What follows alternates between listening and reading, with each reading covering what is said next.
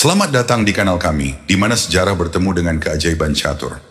Hari ini kita akan menyelami labirin waktu, kembali ke era di mana strategi catur diubah selamanya. Bayangkan 1860, dunia catur menyaksikan munculnya seorang jenius Wilhelm Steinitz, yang tak hanya bermain tapi juga menulis ulang aturan permainan. Setelah saya membaca bab demi bab dari buku langka yang berjudul The Modern Chess Instructor, yang merefleksikan prinsip revolusioner Steinitz, buku tersebut pertama diterbitkan pada 1889. Buku ini membuat saya terinspirasi untuk membawa Anda pada perjalanan melalui salah satu partai catur paling menakjubkan yang pernah dimainkan oleh Steinitz. Dengan setiap gerakan, dia tidak hanya menghadapi lawannya, tapi juga tantangan zaman, membuktikan bahwa catur adalah perang akal, bukan sekedar pertempuran keberuntungan. Jadi sebelum kita memulai, jangan lupa untuk menekan tombol subscribe dan ikon lonceng, agar tidak ketinggalan saat kita membongkar lebih banyak rahasia dari masa lalu yang membuat menarik. Dalam partai ini, kawan lawannya Steinitz tewas hanya dengan 18 langkah yang sangat mengenaskan. Partai ini terjadi pada 1860. Sudah berlangsung 164 tahun sebelum Steinitz menjadi juara dunia. Pertama, Rainer membuka permainan dengan pion E4 dan Steinitz merespon dengan bidak maju ke E5.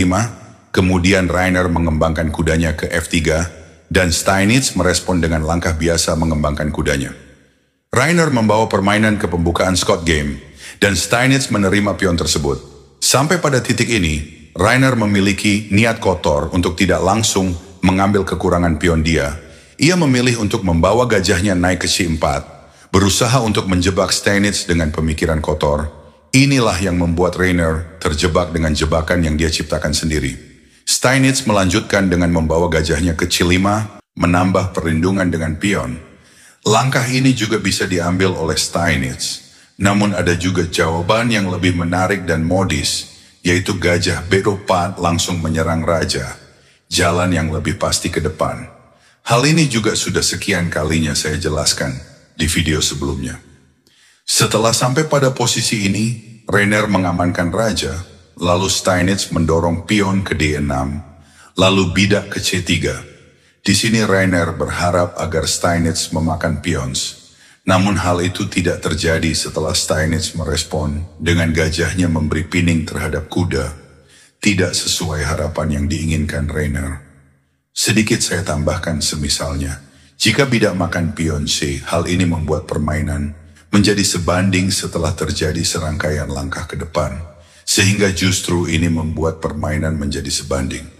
Walaupun di sini putih kalah satu pion, tapi di sisi yang lain, putih memiliki sepasang gajah. Hal ini telah diketahui oleh Steinitz. Itu kenapa dia menolak memakan pion C3. Setelah di posisi 185 ini, Rainer melanjutkan dengan langkah biasa, menteri naik ke B3, menyerang pion F dan juga pion B secara bersamaan. Perlu untuk diperhatikan ancaman seperti ini, tidak perlu panik atau gegabah. Harapan Rainer di sini adalah agar Steinitz menarik gajahnya ke H4 untuk melindungi pion dari ancaman menteri. Lalu dilanjutkan menteri makan pion, tempo menyerang kuda, lalu kuda D7. Kuda pukul setelah gajah makan, kuda bidak.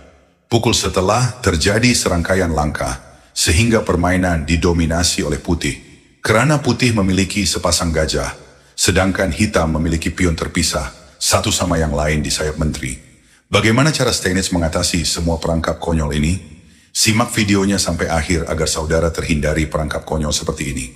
Namun tidak sesuai harapan Rainer, setelah Steinitz merespon dengan gajah memakan kuda terlebih dahulu, setelah itu gajah memakan pion menyerang raja. Steinitz menghindari ancaman gajah sampai pada titik ini, karena Rainer memikirkan rencananya yang tidak sesuai harapan dia mulai. Keliru dan kehilangan akal sehat dengan menukarkan gajah dengan kuda, kesalahan yang cukup fantastis dari Rainer. Langkah yang lebih baik pada posisi ini dari Rainer, agar permainan bisa bergulir sedikit adalah pion memakan gajah terlebih dahulu. Mempertahankan gajah terang setelah kuda F6 Raja H, satu kuda menyerang menteri. Lalu menteri H4 berbalik menyerang kuda. Raja memakan gajah, menteri memakan kuda, benteng berpindah ke E8, pion memakan pion, gajah memakan pion. Meskipun permainan sedikit diungguli oleh Steinitz karena posisi pion di sayap raja, Rainer mengalami kerusakan, mungkin ke depan masih bisa diperbaiki, asalkan tidak melakukan kesalahan. Mari kita kembali pada partai yang sebenarnya. Setelah benteng memakan gajah, Rainer memakan gajah, sampai pada titik ini, Steinitz tidak melindungi pion, mengincar posisi raja dengan bidak maju, ingin bermain di sepanjang file G. Sampai pada titik ini sudah mulai ada tanda kesulitan bagi Rainer setelah jebakannya gagal terlaksanakan. Sehingga ia melanjutkan dengan Menteri E6, mencoba menyerang hanya dengan seekor menteri, tanpa dikawal perwira yang lain. Ini adalah prinsip yang jauh dari teoritis catur. Padahal kuda dan gajah masih tertinggal di barisan belakang, Steinitz melanjutkan kuda E5 ingin menyerang bidak F3. Kesalahan yang masih bisa dimaafkan, mungkin lebih baik terlebih dahulu menyerang menteri, sehingga membuat putih harus terus respon hal tersebut. Permainan berlanjut. Menteri menyerang raja naik ke G7, berencana ingin menempatkan raja ke H8. Di sini Rainer tidak memakan pion karena dia melihat setelah raja berpindah ke H8 ada serangan balik yang lebih drastis. Sehingga Rainer memutuskan raja berpindah ke H1. H8 benteng G1 mengontrol fail G. Namun kalaupun dia mencoba opsi pilihan terbaik dengan pion, memakan pion, itu hanya memperpanjang nafas sedikit nasi sudah sempat menjadi bubur ayam, tidak ada harapan yang bisa diandalkan ke depan. Sampai pada titik ini, Steinitz mulai melancarkan aksinya dengan mendorong pion, ingin mendobrak posisi Raja Rainer. Secara paksaan, pion menyerang kuda sudah mulai, Rainer semakin kehilangan kendali, lebih layak. Gajah naik ke F4 mengembangkan perwira yang masih tertahan di barisan belakang. Tujuan Rainer dengan menyerang kuda ingin mengambil pion G yang menjadi kendala, tapi di sisi lain, Rainer telah memberikan peluang bagi Steinitz untuk bermain sepanjang file G di sisi lain. Kita perhatikan kuda dan gajah masih tertahan di barisan belakang. Sehingga benteng Rainer masih belum berkembang sejauh ini permainan berlanjut. Steinitz merespons dengan kuda kasih F3 menyerang benteng. Opsi terbaik dari Rainer adalah benteng menghindar ke G2, namun dia tetap mempertahankan prinsipnya dengan benteng memakan pion. Harapan Rainer pada langkah ini adalah agar Steinitz memakan benteng, agar membuat permainan menjadi sebanding. Namun sampai pada titik ini, kita melihat ada ancaman sendok aspal beton di petak G1, tapi ada benteng di situ yang menjadi penghalang. Steinitz dapat melihat hal itu sehingga mengorbankan menterinya. Pada titik ini, Rainer menyadari bahwa menteri ini tidak bisa dimakan karena ada ancaman benteng naik ke G1 langsung skatmat. Sehingga dia memutuskan untuk kastel mundur.